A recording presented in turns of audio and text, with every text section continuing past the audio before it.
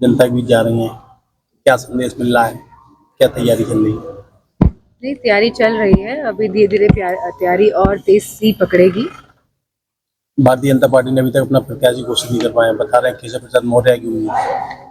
किस तरीके से चुनाव लड़ने नहीं, की? कोई ना कोई प्रत्याशी तो आएगा भाजपा की तरफ से। हम अपनी तैयारी कर रहे हैं, भाजपा वाले अपनी तैयारी कर रहे हैं। शाद के प्रत्याशी पर दांव खेलना चाह रहे हैं। सुनने में आया था कि आलोक शाद के प्रत्याशी जो है एमएलसी बनने वाले थे, इसके बाद में उनका नाम कटा, तो शाद के मतदाता नाराज हो सकता है।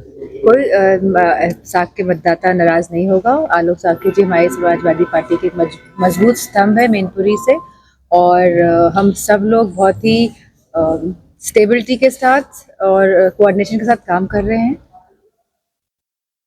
लगातार सांसद भाजपा के बृजभूषण सिंह का समाजवादी पार्टी विरोध करती रही है। अब चर्चा चल रही है कि राष्ट्रीय अध्यक्ष उनको टिकट देना चाह रहे हैं। नहीं, अभी तो चर्चाएं चल रही हैं, इसमें ऐसी कोई बात नहीं है। चर्चाएं तो कौन चला देता है आप सबको पता ही है, कौन कहाँ से कैसी चर्चाएं चलती है। कोई सच्चाई नहीं है बृजभूषण को टिकट देने की बात। मुझे नहीं लगता इसमें अभी तक कोई सच्चाई है। अच्छा, बीएसपी मायावती के लिए अभी स्टैंड क्लियर नहीं हो पा रहा है कि आपकी पार्टी की बात चल रही है, गठबंधन पे अभी भी जगह है? गठबंधन जो होना था वो मुझे लगता है हो चुका है, क्योंकि गठबंधन की बात पिछले 6 महीने से चल रही है, अलायंस की बात। और अब जाके जब गठबंधन हो गया, सीट शेयरिंग भी हो गई है, तो इसकी मुझे कम लगती है इस बात में कोई भी वास्तविकता हो। एक नई खबर निकल गया थी कि बता रहे बदायूं से टिकट परिवर्तन हो सकता है। ये तो राष्ट्रीय नेतृत्व के उसमें का सवाल है, क्या वो उम्मीद डिसाइड है? करेंगे। क्या उम्मीद है परिवर्तन की?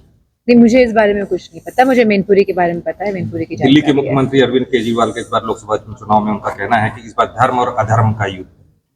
लोग मैं समझती हूँ इस बार संविधान को बचाने का युद्ध है, और सभी पार्टियां जो संविधान के पक्ष में हैं, जो स्वतंत्रता के पक्ष में हैं, जो राजनीतिक, सामाजिक और आर्थिक न्याय जो जनता को मिले उसके पक्ष में हैं, वो सब पार्टियां एक साथ आ चुकी है, मजबूती के साथ चुनाव लड़ रही है। बीजेपी कह रही है समाजवादी पार्टी घबराई हुई है। मैनपुरी जो सीट बीजेपी जीतने जा रही है, तो उसको लेकर समाजवादी पार्टी लगातार मीटिंगें कर रही है, घर घर जाके दौर लगा हुआ है लोगों से मुलाकात करने के लिए। अगर हम लोग घर घर जाके दौरे करते हैं तो भी दिक्कत है, अगर नहीं जाते हैं तो भी दिक्कत है। दिक्कत तो हर बात से है। तो मैं मैनपुरी की जनता से कहना चाहूँगी कि मैं पूरे समर्पित होकर उनकी सेवा करने के लिए समाजवादी पार्टी की प्रत्याशी हूँ, और आप पूरा योगदान दीजिए। अगर भाजपा केशव प्रसाद मौर्य पे दाव खेलती है मैनपुरी लोकसभा सीट के लिए, कितना बड़ा चुनौती मैं समझती हूँ कि चुनौती नहीं होगी, क्योंकि यहाँ की जनता बहुत ही जागरूक जनता है। वो जानती है कि मैनपुरी के लोग जानते हैं कि किसने मैनपुरी में सबसे ज्यादा काम कराया है, और किसके शासन में लोग संपन्न थे और खुश थे। हम एजेंसियां सर्वे कर रही हैं। अभी हाल में सर्वे आया, तमाम चैनल चला रहे हैं कि एनडीए को 75%। जिन पार्टियों के पास बहुत सारे पैसे हैं, तो वो लोग इस तरह के सर्वे कराते रहते हैं, और आप जैसे जानते हैं मीडिया भी किसका है। तो मैं समझती हूँ इस तरह के सर्वे लगातार होते रहेंगे। संवैधानिक संस्थाओं को जैसे लगातार आप बोलते रही चुनाव में इनका दुरुपयोग होता है, इस बार भी अगर होता है तो आपकी क्या तैयारी है और किस तरह से निकलेंगे?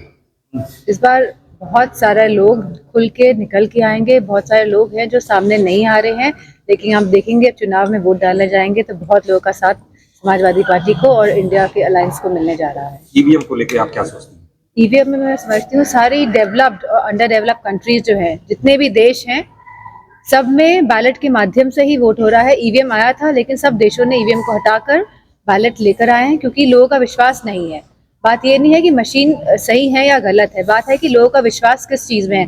अगर लोगों का विश्वास बैलेट पेपर में ज़्यादा है, तो मैं समझती हूँ कि सरकार को बैलेट पेपर के माध्यम से ही आने वाले चुनाव कराने चाहिए। चुनाव आयोग का इस्तीफा और सीजीआई को इस पूरी टीम से बाहर रखने का, इसको कैसे देखते हैं?